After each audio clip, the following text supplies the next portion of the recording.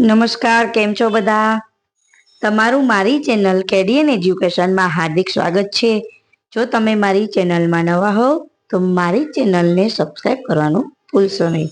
તો મિત્રો, હું આજે વિડીયો લઈને આવી છું. જનરલ નોલેજના ક્વેશ્ચન આન્સર છે જે દરેક કોમ્પિટિટિવ એક્ઝામમાં ખૂબ જ ઉપયોગી થાય છે.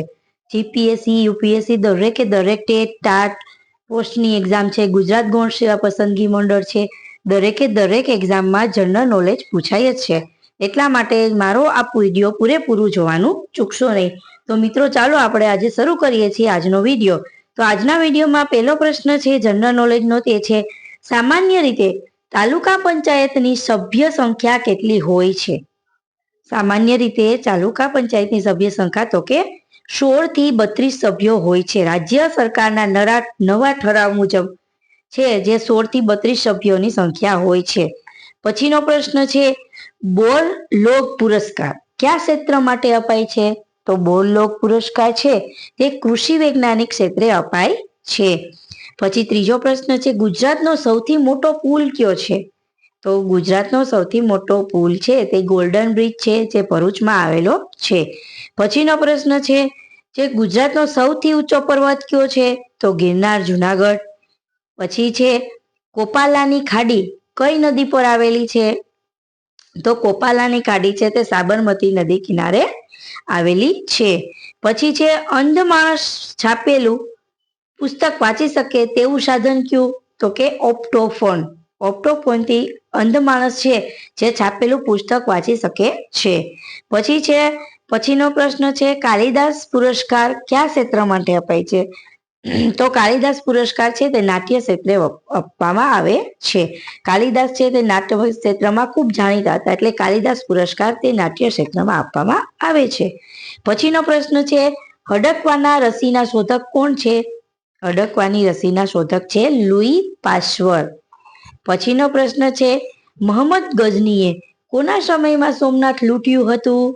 તો મોહમ્મદ ગઝનીએ છે તે ભીમદેવ પ્રથમના સમયમાં સોમનાથ લૂંટ્યું હતું. તો સાચો જવાબ છે ભીમદેવ પ્રથમ. પછીનો પ્રશ્ન છે બોકારો સ્ટીલ પ્લાન્ટ કયા રાજ્યમાં આવેલો છે? જે બોકારો સ્ટીલ પ્લાન્ટ છે તે કયા રાજ્યમાં આવેલો? તો કે ઈ છે છત્તીસગઢમાં આવેલો છે. પછીનો પ્રશ્ન છે ડીએનએ ના શોધક કોણ છે? તો કે એના શોધક છે વોટસન એન્ડ ક્રિક. પછીનો પ્રશ્ન છે વિશ્વ વિરાસત દિન ક્યારે ઉજવવામાં આવે છે? તો વિશ્વ વિરાસત દિન છે તે 11 જુલાઈએ ઉજવવામાં આવે છે. પછી દૂધની ડેરીનો દેશ કોને કહેવામાં આવે છે? તો કે એને ડેનમાર્કને કહેવામાં આવે છે. પછીનો પ્રશ્ન છે ગુજરાતનો સૌથી મોટો મહેલ કયો છે? તો ગુજરાતનો સૌથી મોટો મહેલ છે લક્ષ્મી વિલાસ પેલેસ, વડોદરા. પછીનો પ્રશ્ન છે ગુજરાતનું સૌથી મોટું ખેત ઉત્પાદન બજાર કયું છે? જે દરેકે દરેક વ્યક્તિને ખબર હોય છે ઊંઝા છે. ઈ છે સૌથી મોટું ખેત ઉત્પાદન કરતું બજાર છે, જિલ્લો મહેસાણા. પછીનો પ્રશ્ન છે મંદિરોનો દેશ કે જ્યાં ઝાઝા બધા મંદિરો હોય એવો દેશ કયો છે? તો કે ઈ છે નેપાળ. નેપાળ છે એ મંદિરોનો દેશ કહેવામાં આવે છે. પછીનો પ્રશ્ન છે લીલુડી ધરતીના લેખક. લીલુડી ધરતીના લેખક કોણ છે? તો એનો જવાબ આવશે ચુનીલાલ મીડિયા. પછીનો પ્રશ્ન છે કરણ ઘેલો ના લેખક કોણ છે? નંદશંકર મહેતા. ઘણી એક્ઝામમાં પૂછેલો પ્રશ્ન છે કે કરણ ઘેલોના લેખક કોણ છે?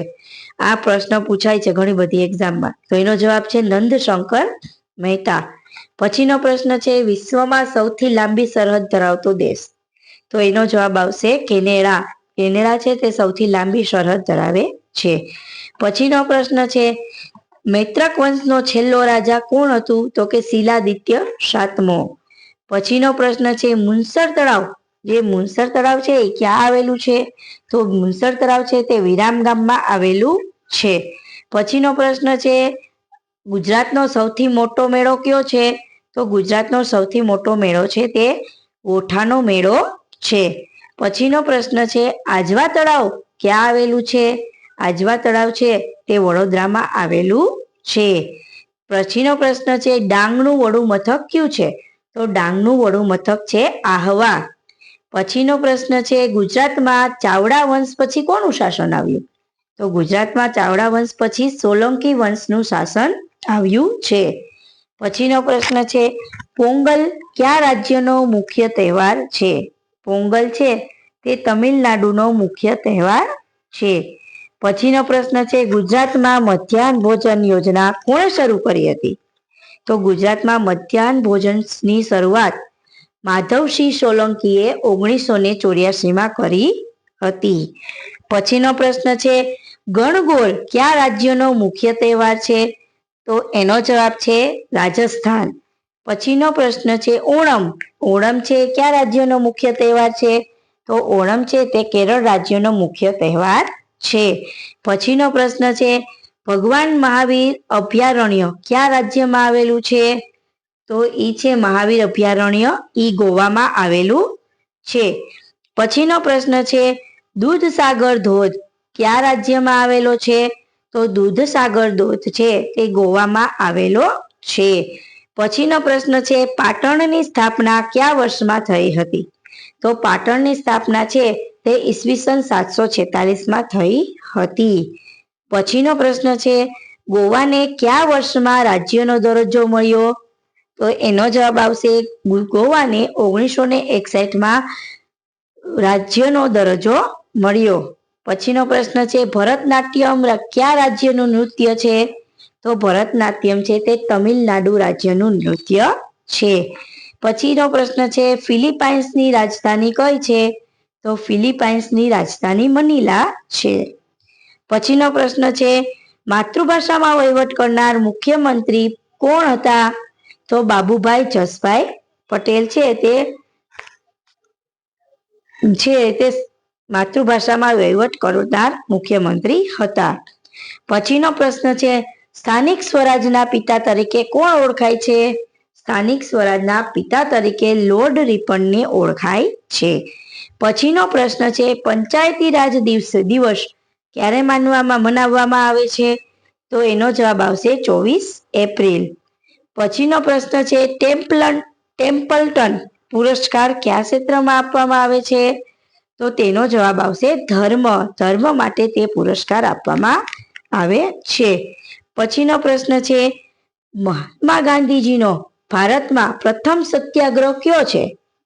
તો તે છે ભારતમાં પ્રથમ સત્યાગ્રહ તે છે ચંપારણ સત્યાગ્રહ, જે 1917માં કરવામાં આવ્યો હતો. પછીનો પ્રશ્ન છે, અસહકાર આંદોલન કયા વર્ષમાં શરૂ થયું હતું? એનો જવાબ છે અસહકારનું આંદોલન 1920માં શરૂ થયું હતું.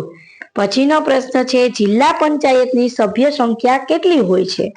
જિલ્લા પંચાયતના સભ્યની સંખ્યા 32 થી 52ની વચ્ચે હોય છે. પછીનો પ્રશ્ન છે, સામાન્ય રીતે કેટલી વસ્તી હોય ત્યાં ગ્રામ પંચાયત હોય છે? કેટલી વસ્તીને ગ્રામ પંચાયત કહેવામાં આવે છે?